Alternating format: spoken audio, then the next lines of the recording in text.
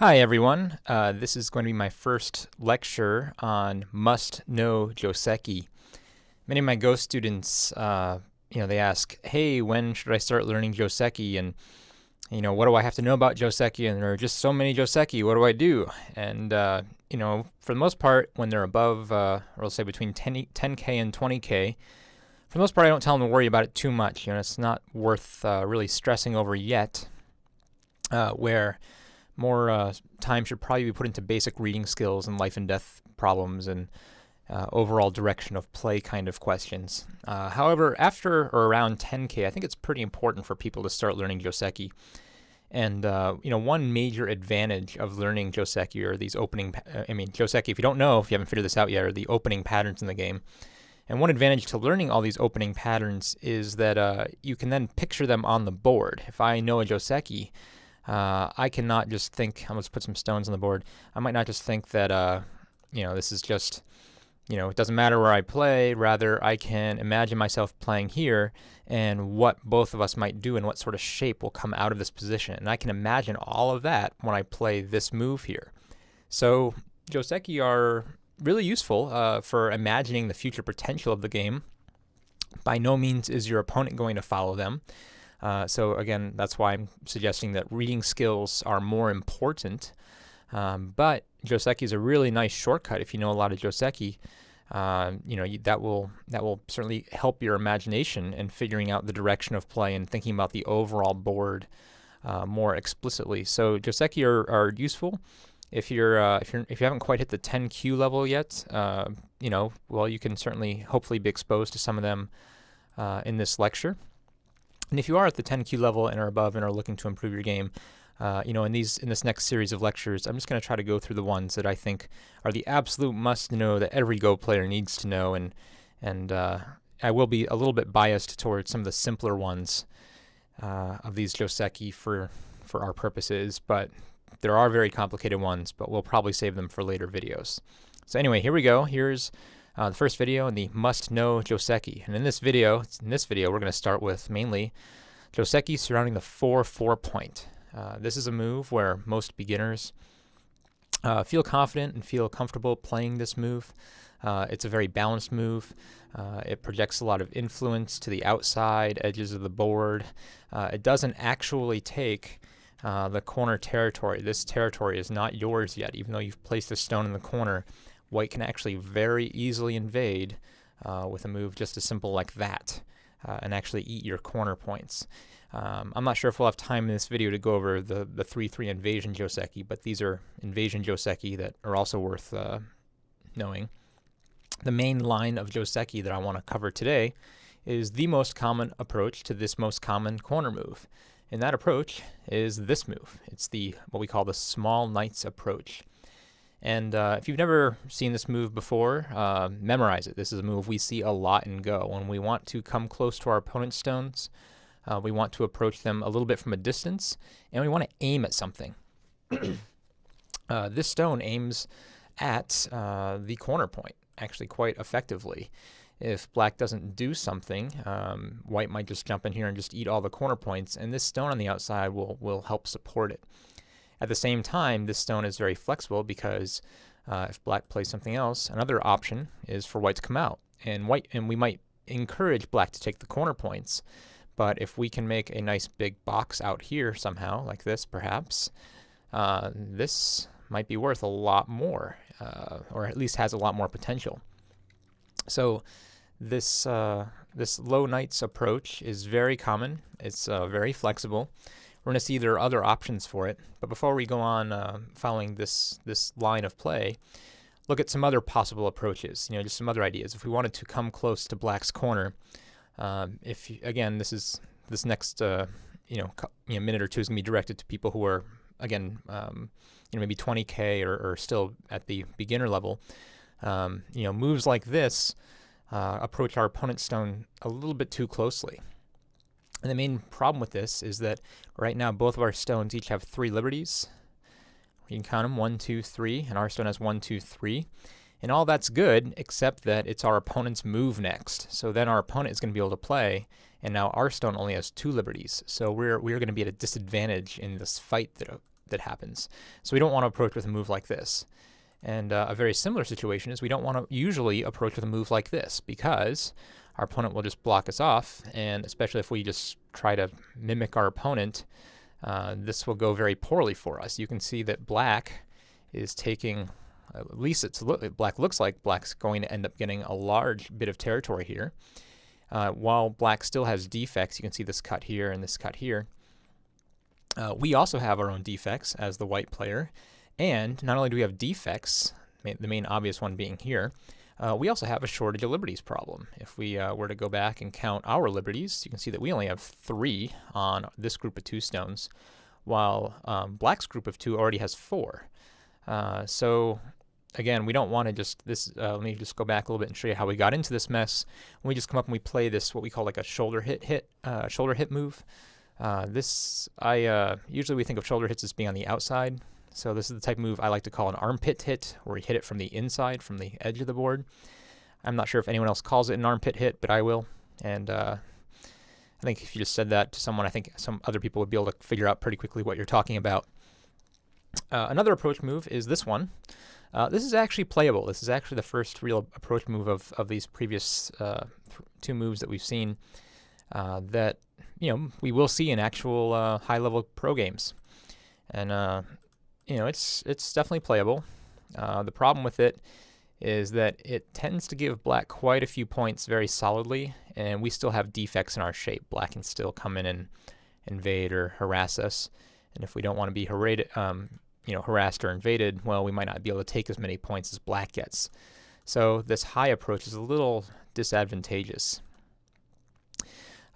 Which brings us to the small knights move, and this is the first move that's really, feels good and balanced, is really flexible, and this is the move that we're going to spend most of our time on during this lecture. So when you see your opponent's 4/4 stone, and you want to approach the corner to limit its potential, this is the move. Memorize it. From this move, black has quite a few really common responses. I'm just going to label them right now, and we'll go through them one by one, at least some of the most common responses. There are others. But I'll label them for our purposes, and I'll also include this one for today. So these are the 5 main responses that I want to look at for this lecture. Again, this is must-know 4/4, most basic, simplest joseki, and even then, even when I use the term simple, all these aren't so simple and have lots of variations. But again, these are the 5 we're going to look at. So let's start with A. And that's when black plays here. And when black plays here, what black is really trying to do is to just stabilize, let me get rid of that, this sort of side, and especially this stone right here is what we're trying to stabilize. White's approach is from this side, so we'll make a little bit of a base. So we'll get down to the 3rd line on this side. This is a very common move. This is perhaps one of the most common joseki that get played. I think when people first start learning joseki, they've already seen this 100 times, and they actually think it's boring, or there's not a lot of complexity here. It looks very simple. White approaches this side, and then we go over here.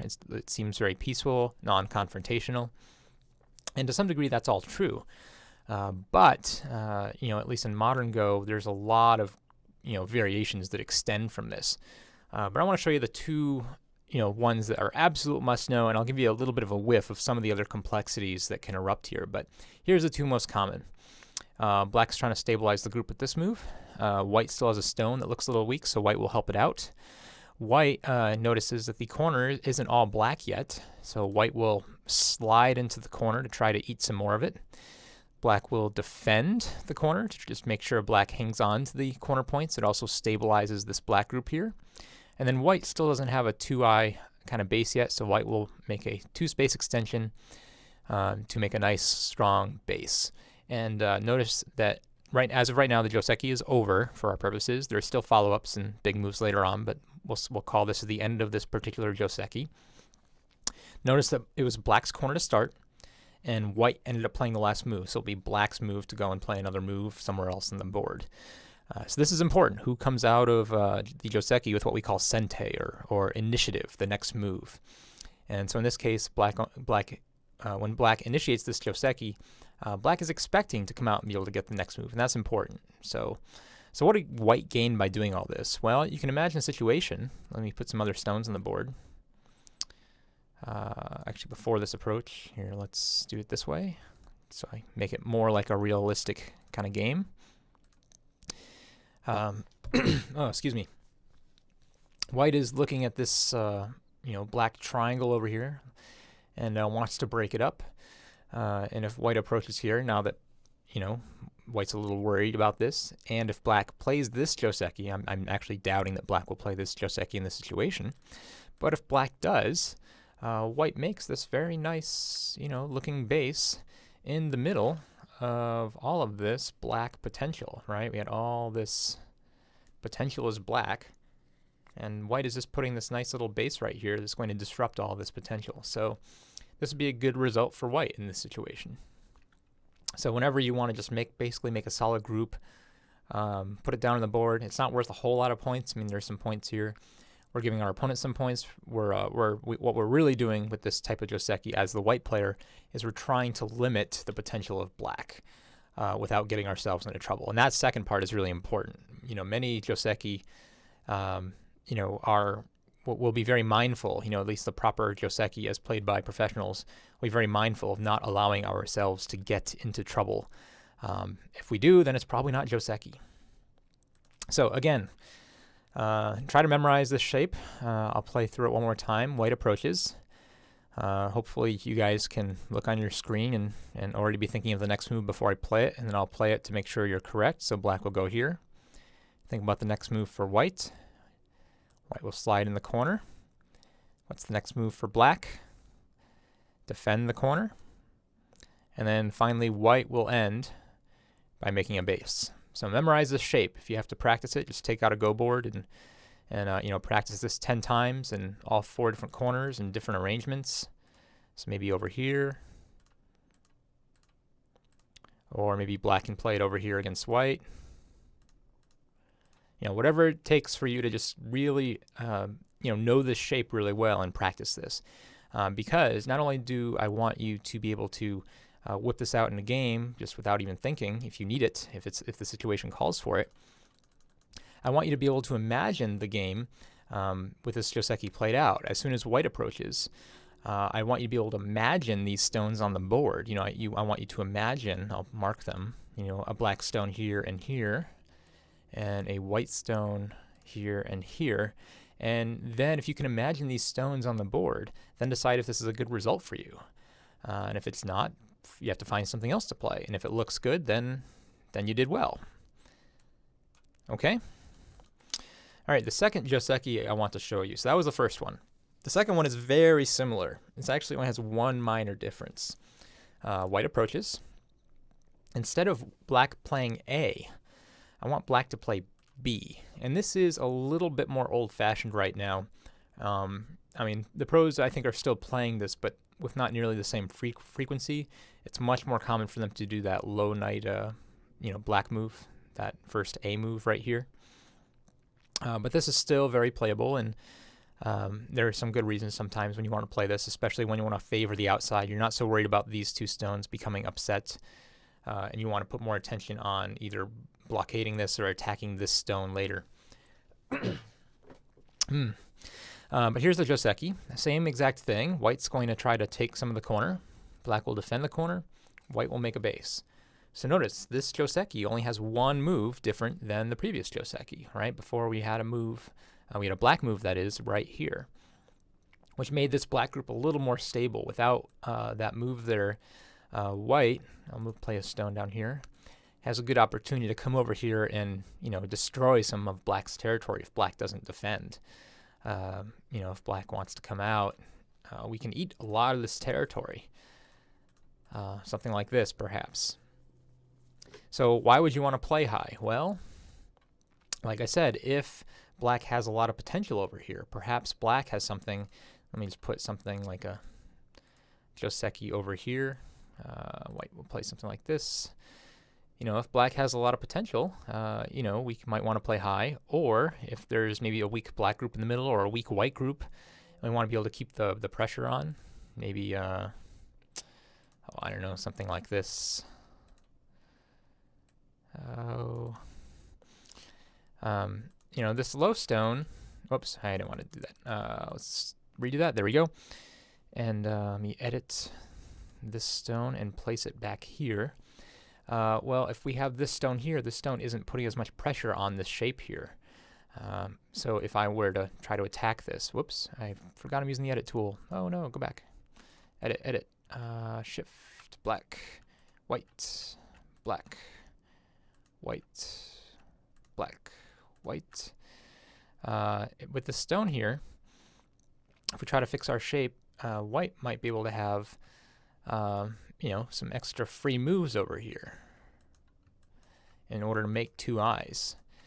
And, you know, if we go back, if I can do this with one mouse click, with the stone here, we try something like that same sequence. Black, white, black, white. White has actually a little bit harder time knowing what to do here, especially since the stone is higher. You know, we might have to worry about this cut as much, or maybe we can play something more fancy like this.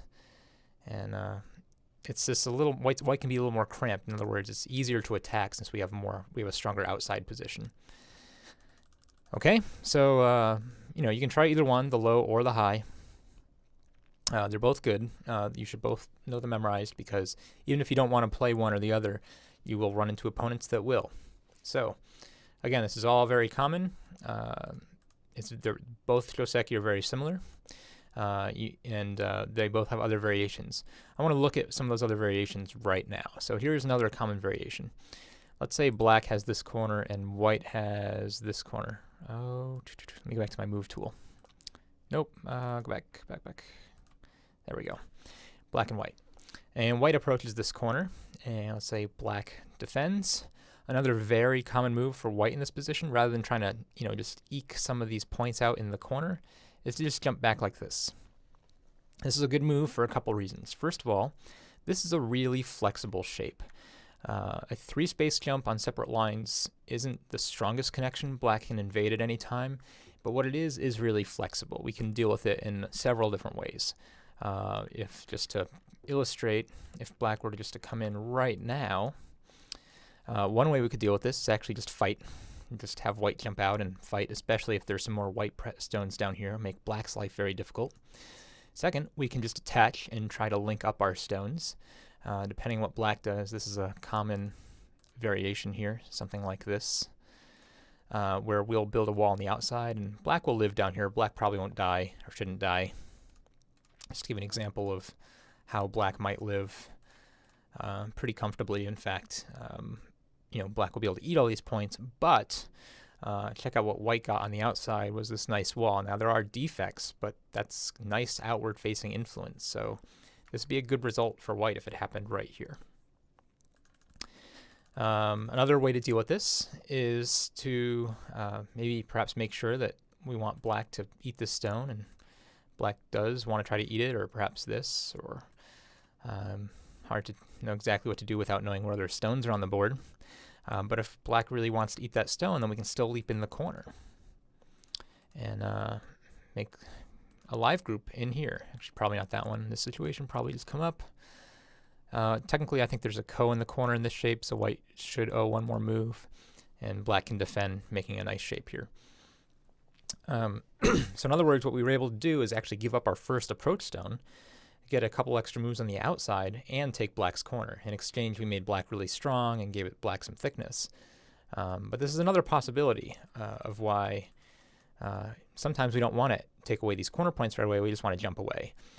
Because if black tries to counterattack us or really insist on taking the outside, we can jump in the corner and take the points on the inside. So this is very flexible. One mistake that I see Go players make semi-frequent. Oh man, I just ate lunch and I'm just burping here. Guess it was a good lunch. One mistake that Go players make really frequently is to do something like this: make this exchange and then tanuki, play somewhere else. This is a bad exchange because now you see if black comes over here, we actually do not have a solid base here as white. Black will attack this very severely, and it's actually really hard for us to make shape because the whole time we're just trying to struggle to make eyes. Black will be able to put this nice big wall right here, And black's already taken the points. It's not like black is having to really give up any points. This is just an aggressor leaning on a weak set of stones to get a lot of outside influence. So this is a very bad result for white, or something like that. So it's very important that if you do invest one extra move here, we play this move.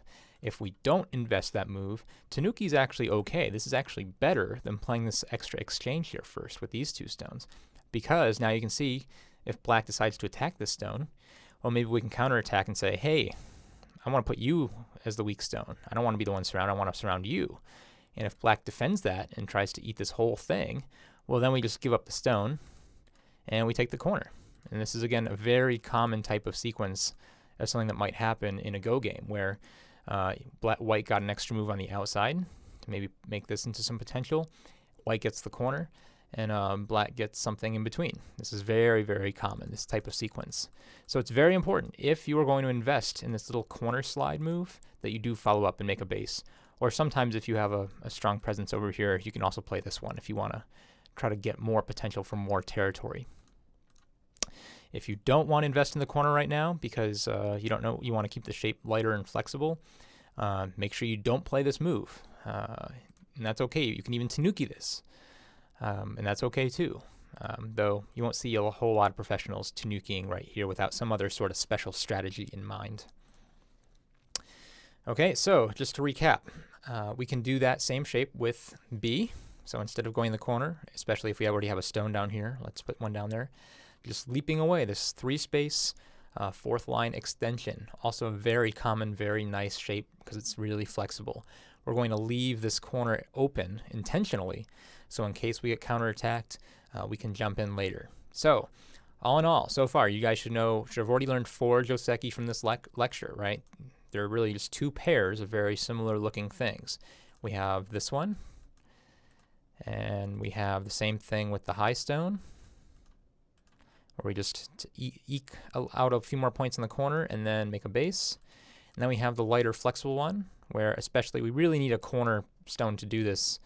I would not play this move if black had this corner, because when we play this move, we're just making ourselves into this weak target. We have no support on this side, so black will just come in here and we'll now have 2 weak groups to look after, where black only have 1. So that's very important if we want to play this move. This star point here, it's very important we have this corner. So if black has that corner, we can just come back like that.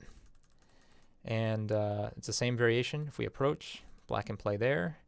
Again, we need this corner. Make that exchange in order to play this move. So that's 4 joseki. Do you guys feel smarter yet about all these joseki? Awesome. All right, here we go. Next move, next joseki move. And this is one that beginners really like because it looks like beginners get a lot. But you have to actually give up a lot to get it, and it's not always obvious what you're giving up. So that next joseki is C. I'll show you the most common line first. Black's going to attach to a weak stone. Again, we usually want to avoid this. Again, that 3 liberty to 3 liberty thing, we're putting black at a little bit of a disadvantage right away. Black does have a friend in the neighborhood, so it's okay, but in basic Go theory, this is usually a bad idea, attaching to a weak stone. In this example, it's actually okay because we're both going to get very flushed out shapes because of it, and black will be able to take something very, very violently here. So here's the move. White's going to hane and shorten the liberties in this black stone. Black will extend here. There's actually a bunch of different moves here for white. This is perhaps the most common that you'll see. Black will defend the corner. White will then make a base, depending on sort of the top situation and the bottom right-hand situation will help determine what stone white needs to play to make a base. This is probably the most common, but we can also see this move, and often I'll end up playing this move in games because it really exposes this weakness here. And I'll especially like to play this joseki when I need to just make a group over here that will be annoying for my opponent, just breaking up some big potential here. But let's play this one.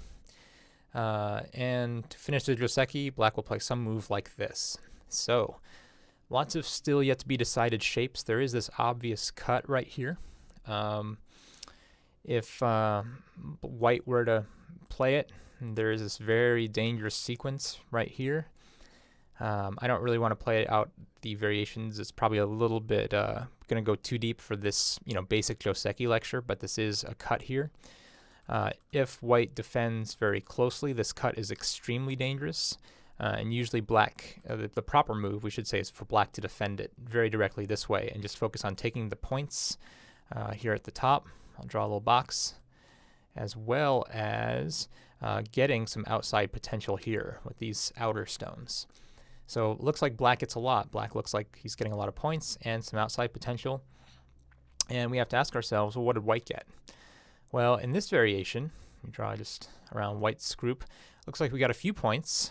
More importantly, it looks like we got a very solid, nice-looking group. Furthermore, there is some aji still in the corner. There are some moves here. I'll leave those shapes. I can't leave them and do my stone moves. All right, let's do it this way. There are some moves that will be annoying for black. If we want to force black to defend, we have some endgame like this. If black doesn't end it in gote, does something else, let's play a stone, we might even be able to get even more of a reduction, so this actually becomes really small. Or if we hadn't made this exchange, or we have something over here, when we go to play this move and connect, if black doesn't defend again, we have moves like this that are just painful for black to deal with. And we can really eat all these corner points. So even though it looks like black gets a lot, there's still some possibilities for white to invade. Second, remember this was black's corner. Black had the first move there. But in this Joseki, who has the last move? Black. Therefore, white gets to kind of do this like for free, like take it this in sente. Black played 5 stones total. White only had to play 4. So there is a little bit more of an efficiency for white when this Joseki gets played out.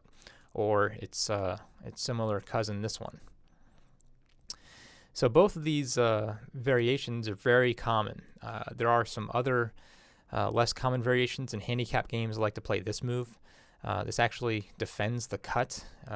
If I'm playing a high handicap game, say against someone who's 5 or 6 or 7K, and I'm giving them nine stones, I'll often play this one, and they might try to cut, and it actually, they'll realize perhaps a little bit too late that the cut doesn't work. I can actually just capture no matter what they do, right? This is not enough liberties there. So this is a good little trick. They also don't know what to do in the corner against this move. This is perhaps the most common proper response, but it looks really dangerous. It's hard for beginners to see that, or even not even beginners, but even like 5, 6, 7Ks who I'm playing a handicap game with. There are other variations, things like this, which are kind of dangerous. White can make a little bit bigger of a base here at the expense of perhaps making a little bit less of a defect for black. There are moves where we can actually just play the corner. I don't want to talk about those, though. That's kind of changing the direction. So it's lots of other variations. But again, here's the main line that I want you guys to know for today. White will hane, black will nobi. White will start to make a little base. Black will block. White will pick some other move to just finish making a base, tight or loose, something like this. And then black will play some move to try to take advantage of this extra thickness that black has out here. Now there is this cut. What do you do if, let's say, white plays this and black plays this, and then white insists on cutting? Well, this is going to be very bad news. White's group is very strong now, especially after this stone. This makes this cut basically non-playable for black. Black will just get captured immediately. So this is a question. This is a good go question for you guys to think about. What happens here? What should happen if white decides to cut this off? Well, in this case, without knowing anything else about the board, we know this fight is really dangerous because this group is going to be shorting liberties, and then this group only has 3 liberties. So white only has to manage 1 group and black has to manage 2. So we know that's dangerous. So this is a good introduction to the art of sacrifice. In this case, because white played this triangle stone, this is a little bit of a slow move. It fixed the cut, but it's a little slow. It doesn't take a whole lot of points. Black should actually just give up those 2 stones and just let white cut them off and just say, hey, you want those stones? They're yours. And in this case, you can see that white got quite a bit more influence, and these stones are just about captured, just about dead. But at the same time, let me go back here, you can see that black had turned almost all this fourth line to pretty, move that back, all this into pretty near solid territory. You know, if black were to seal this off, this would be 30 points, or I guess 27, but who's counting? That's a lot of points. I'm not sure if this is worth 27 points. It depends on what's over here primarily. But it's still, this is, if you're the black player, one way to avoid trouble in this version. There is another response for black here that you should just be aware of. So when black attaches and white hanes, black can also play this one. If black really wants the corner points, if that's what's important, this is the move. And there are several variations here. I'll just show you one. This is actually, I'm going to show you a more old-fashioned one because I think it's a little simpler. You don't have to worry about defects quite as much. White will Atari, black will connect, white will connect, black will defend the points in the top, or perhaps capture the stone or peep at it, do something like this. And white will play some move to either defend this if white already has a presence, or some move on the outside just to you know, give some potential to these stones. This is also a fairly common way to play. This is a little bit also old-fashioned. I think the more current move is this one to defend this. But basically black is just trying to force his way into taking the corner points, and white is trying to make some shape on the outside and have some presence on the outside. So again, probably the more common one to see is this variation. But there are a lot of variations here. One of the first variations that I actually learned, it was kind of a very strange variation for this Joseki. It was in, I think the Get Strong at Joseki book, the 441. Oh, who is that by? I want to say Boulanger. Does that sound right? I can't quite remember. But anyway, he actually includes this Joseki. But this is actually, at least considered by professionals, a little bit of a minus for black, so it's really not considered to be a Joseki, but you know, there are lots of other crazy ones. This is actually a very old Joseki. It probably doesn't get played a whole lot this past century, but there's lots of variations here. Again, let's review one more time the most common one. Black attaches, and black wants to do this when black both wants some points here and a little bit of outward influence. Okay, that's the key. And doesn't, and I guess even more important, doesn't mind giving white a strong group right here. White hanes, black connects, white comes underneath, black blocks, white makes some sort of a base. Usually we don't try to make a base this move. This move actually doesn't help us all that much. We still have a defect, and we might even be helping black fix his defect and make more points. So we don't usually play that one. There are actually other variations for black to play here if they're more severe, we have to look out for. We usually try to avoid playing that move. Make some sort of a base, and then black will take something at the top, depending on how conservative or aggressive black is. So there you go, that's the idea. So now you've experienced what happens when black just takes some territory over here. Black will make some sort of shape, and white will get something over here. Very similarly, the attachment does something very similarly. It, again, makes some sort of territory and influence over here, but at the expense of making white even stronger over here. The Pincer, this first Pincer Joseki, this is the most common way to attack this stone directly. Notice I also put E up here, this move. This stone actually doesn't necessarily attack the stone as directly as you might think. I mean, it looks like it does.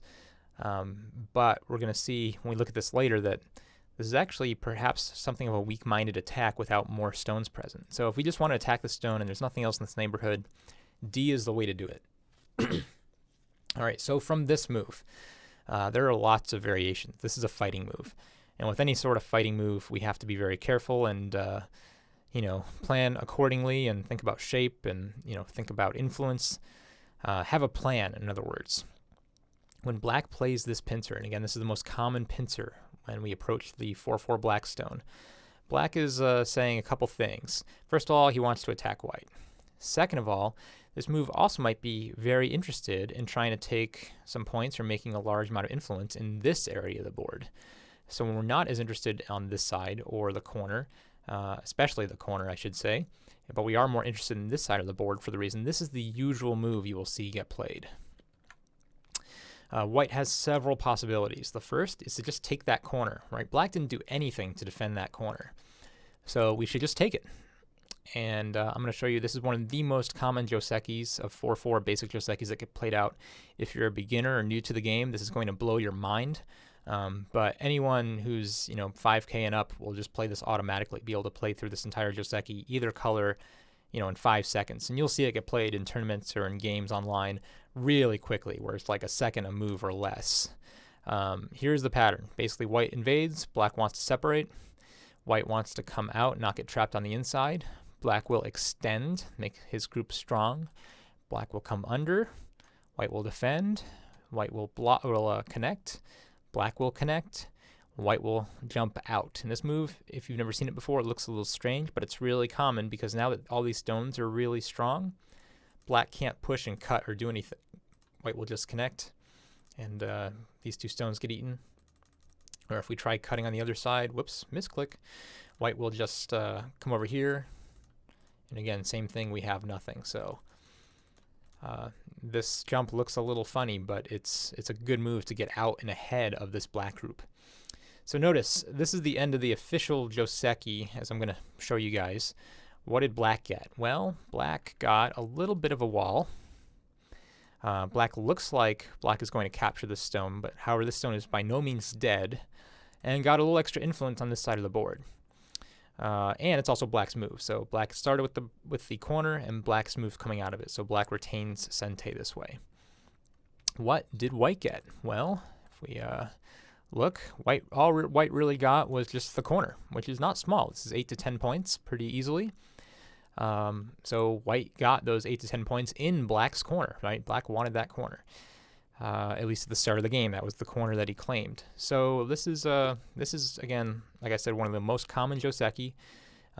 We usually try not to play it as black unless, at least this variation, and let me make all this stuff go away, unless black has this corner, or here's another situation, or if black has a good approach move on this corner. Because white is low on the third line here, we can now play something like this and put this wall to use and start making a box here, something like that. When white has this move, let's put a black stone there, and it's on this side, it's actually very hard for black to approach this stone effectively because white will just come in here and destroy that potential for a nice box of territory. We usually don't play this variation. But that's the joseki. So let's go through it one more time. Again, this is really common. This is one you need to know once you're in the single-digit queues. You will see it a lot. It's just one that it's just been the standard joseki, for black to basically gain this influence over here. There are a couple small, slight variations. For instance, instead of black connecting at R15, black will connect at S14, but I don't want to talk about the slight differences. We'll just focus on the primary joseki. So here we go. Let's back up. White approaches, black pincers. All right, think about it for a moment. Figure out the next move for white. If white just wants to give up the stone, that's right, R17, black will separate. White will become stronger. Black will try to get a little bit stronger. White will come underneath, try to use this stone or connect up to it. Black will say, no, you can't. White will connect. Black will connect. And white will jump out so these stones are alive and don't get trapped on the inside. Okay, that's the end of this joseki. Let's go back, however, to here. What happens if black has a slightly different situation? Let's put some other stones on the board.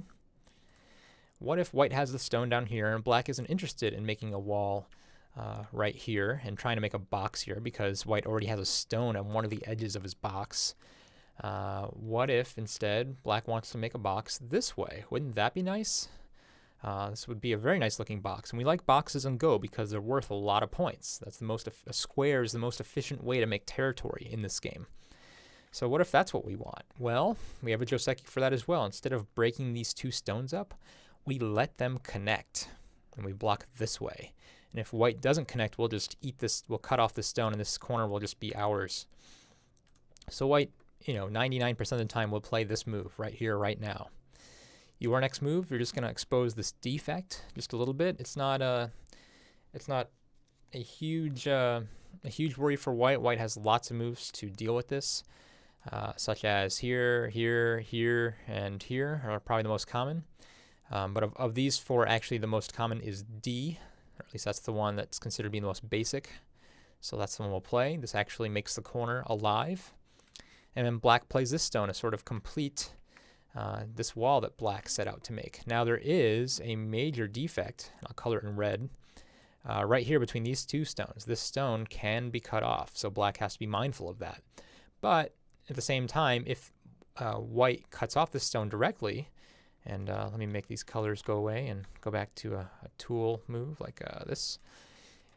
First of all, black can probably fight, and second, we're actually making black's wall even bigger, or at least giving black potential to make even a bigger box of territory. So even if white captures these two stones, black will take a bunch on the outside, hopefully, in the process of giving it up, and make something even bigger on the outside too. So these two stones are very hard to attack directly. Usually white needs some more support for them. So usually we'll deal with this later. We might play a move like this, or even like this later if we have a lot of potential here. So for right now, this can be considered more or less safe. So again, let's go back to this situation. If black has a stone here, and this is the really important stone here, and I'll show you why actually after I'll go through the same variation just one more time. This is the important stone. White will play, or excuse me, black's move. We need to give white his corner back. Black will play here, block this way to make the box this direction. White will connect. Black will play here. White will defend, and black will defend here, completing the wall. If black never had this stone, and we blocked this way, mark it, right? This direction, making this wall, forcing white to live over here. Look at whose move it is. It's white's move next. So white will just come in here and make a base. And now that big, nice block of territory only becomes this very small little block of territory. And that's kind of sad because we just gave points to white here. Whoops, I keep clicking on that. And we gave points to white here. So we gave white two small territories for one medium-sized territory of our own. This is good for white. So we do not want to play, let me actually go back, delete that.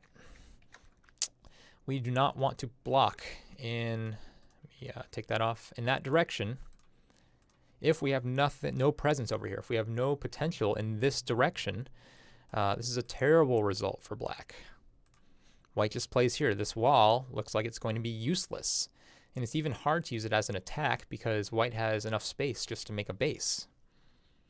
So these are the two most common variations when white jumps into the corner after this pincer. But what if white just doesn't want to take the corner? What if white wants the outside? I'm going to show you the most common way for white to do that. And this is a relatively new joseki. I think it's maybe only about 20 years old, or at least became popular in the last 20 years. So relatively new. I think professional players actually have fairly mixed feelings about it whenever I've asked them or played them in teaching games. They I don't know. This is just not their favorite one. I think there's a feeling among professionals that this is kind of like a dirty joseki. Like it doesn't feel as elegant as a lot of the other variations of these common josekis, where each player gets something very clean and concise. And this one leaves a lot of aji and a lot of. I'll show you and see what you guys think. How about that? So here's the deal. White doesn't want to just go in the corner. White wants to take the outside. So white wants to jump this stone out. I want you to think of this concept. This concept is actually really useful in much of Go, where we have a weak stone, or formerly weak stone on the inside right here, surrounded by our opponent. Often the first thing we need to do, or the most important thing, is to make this stone stronger. If we can do this, we've also simultaneously exposed our opponent's stones to each being weaker, right? Because now we have two stones on the inside, and our opponent only has one stone over here and one stone over here. So we've actually made both of our opponent's stones look weaker. This is a joseki where we'll see that concept play out. Now black is fine. Black's not in any danger. There's enough space on either side of the board that everyone can live and everyone can be happy.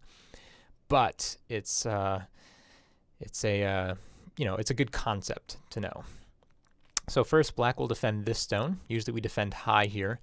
If we don't defend high, if we defend low, this is a little strange. White actually has some moves like this.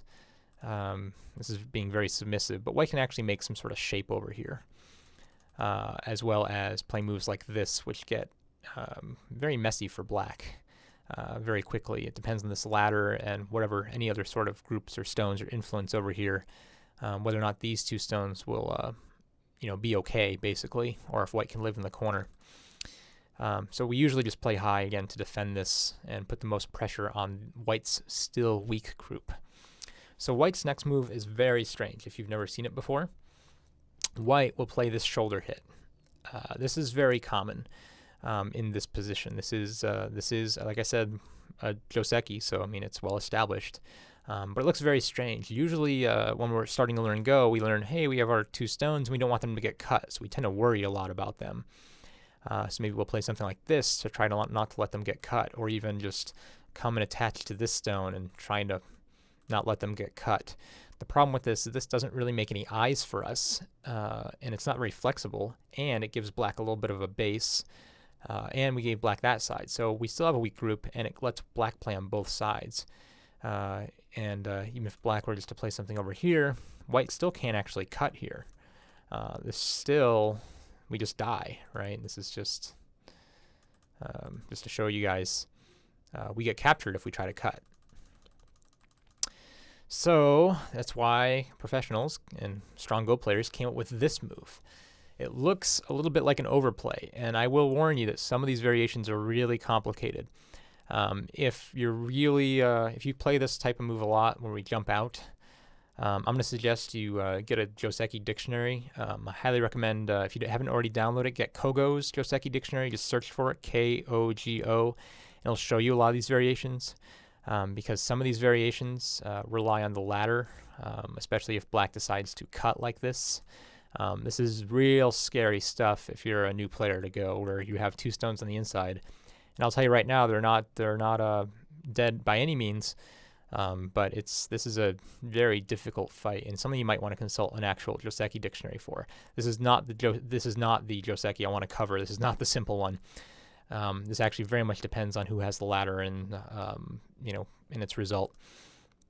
So what I do want to show you, however, is the more basic one, the one that isn't so scary for both players, the one that you're probably more likely to find in your own games at in the queue level. And it looks like this. Black will just run this stone out just a little bit. White will keep up the pressure. Black will push here once to just make defects.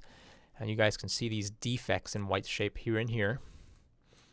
Black will push again just to make sure this group is safe. White will keep some pressure on. And black will jump. And at this point, I'll say that the Joseki is sort of quasi-officially over, where white will get basically some sort of outside wall here in the center, which is difficult to know what it's useful for, plus some Aji still aiming at this corner. White can still invade over here. Black will be able to get, let me change the color of my pen.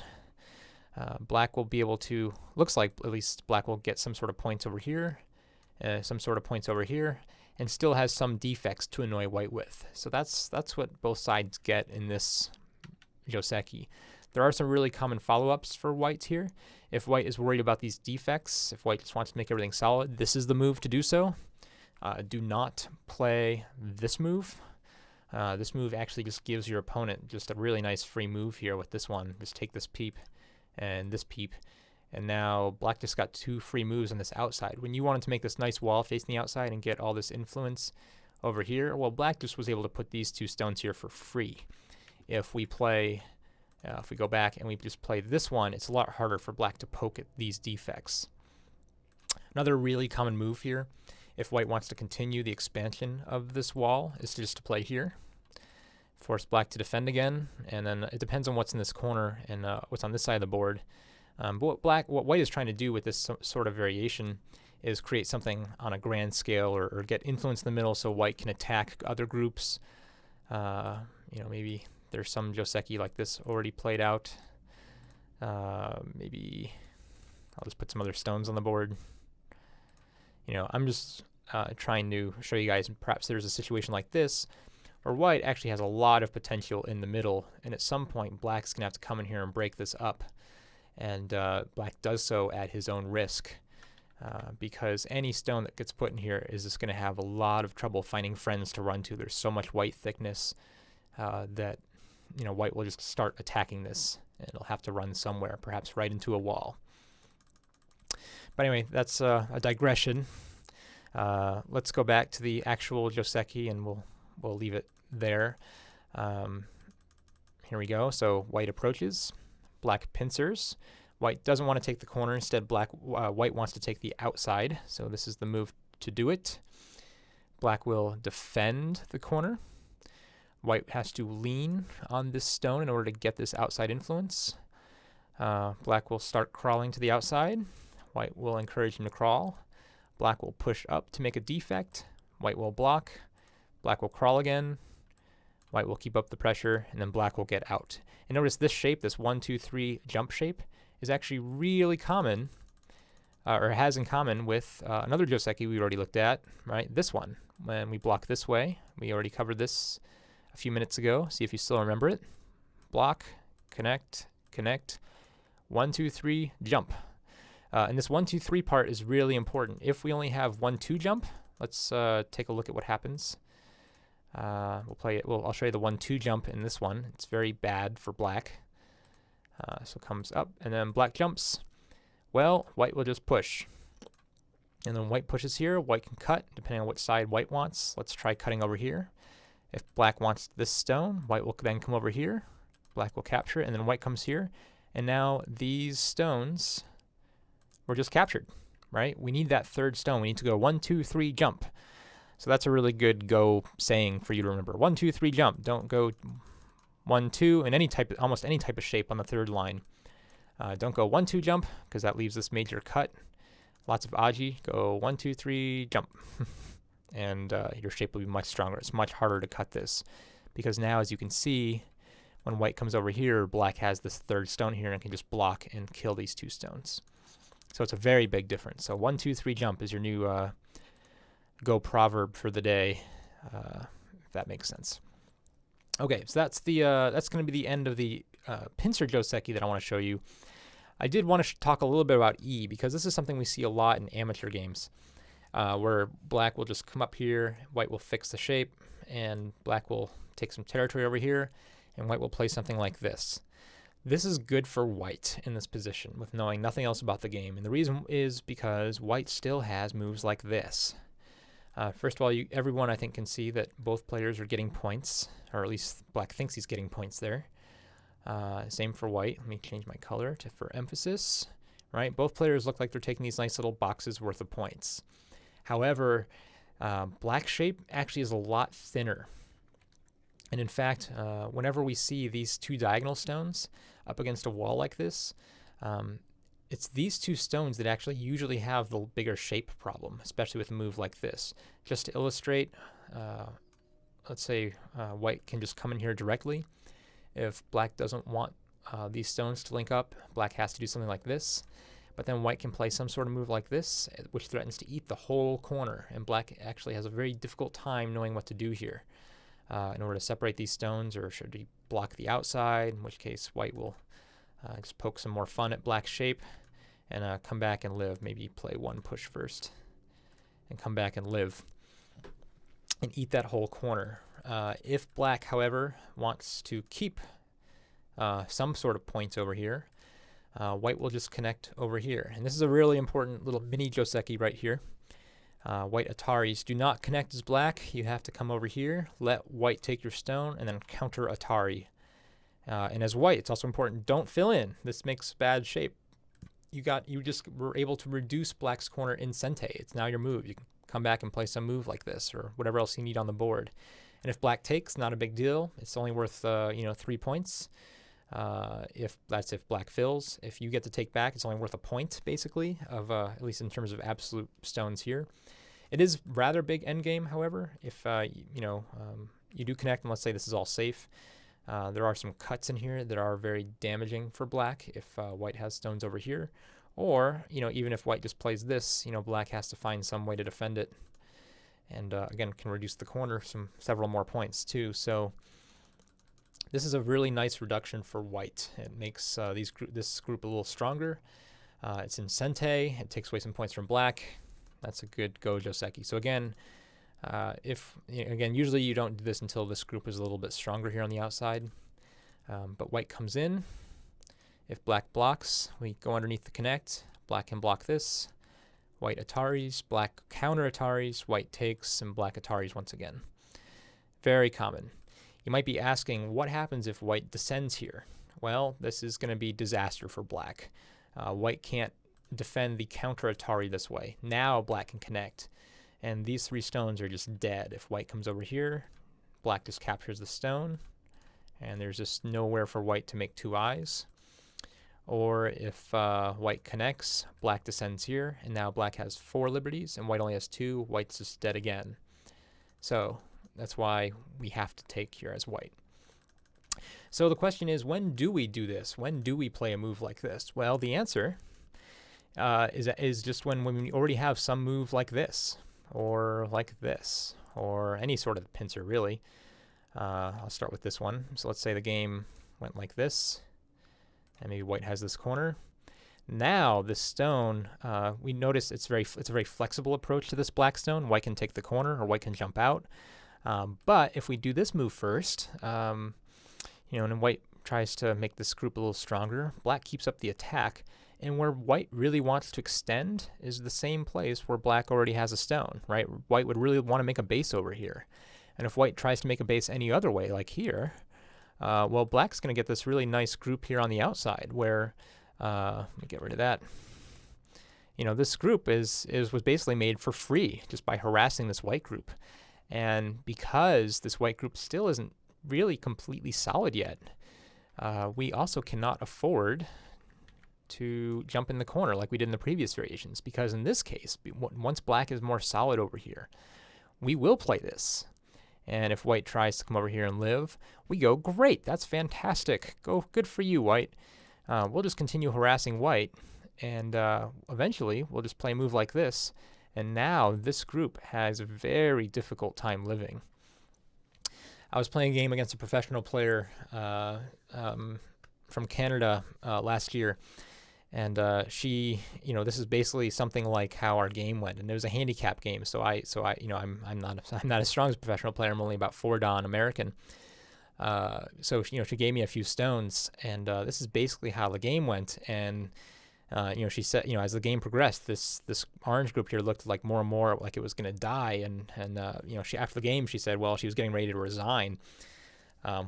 Except then as it is always, I mean, the game isn't over till it's over. And I made several mistakes in this section, in this area of the board in a row, and had this weak group that had to run. She was able to attack it, and by attacking this group, she was then able to save this group and then come back and win the game.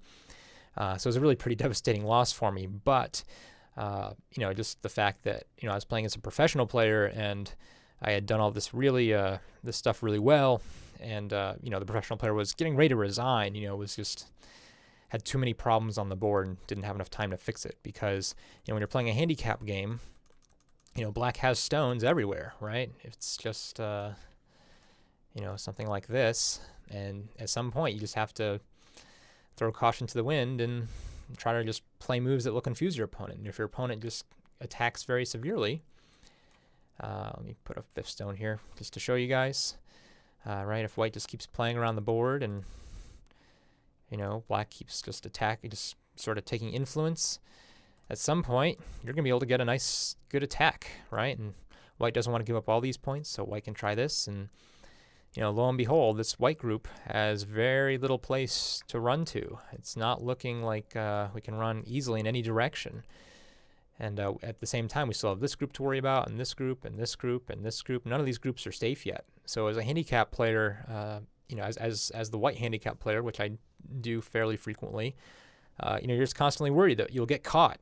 And this is one way to catch white, right? Is just to take this outside and let white live in the corner so you can attack the outside very severely. So this attachment move, we do see it. Let me go all the way back, the approach. But we only see this really when black has some sort of presence over here and we can get some sort of good attack on this stone. That's it. If you're playing this stone at other times and you don't have a special strategy, or I would say you're not at least a dawn level player and have something very important in mind, or you have some sequence read out, if you're just trying to play a very clean, basic opening, this move is not going to serve you well as the black player. In fact, you're helping white just a little bit too much. Okay, so I think I'd like to end my introduction to 4-4 basic joseki. We covered a lot of them. I would urge you to practice them in your own games. Get yourself a joseki dictionary like Kogo's is a good SGF format one that contains thousands of variations.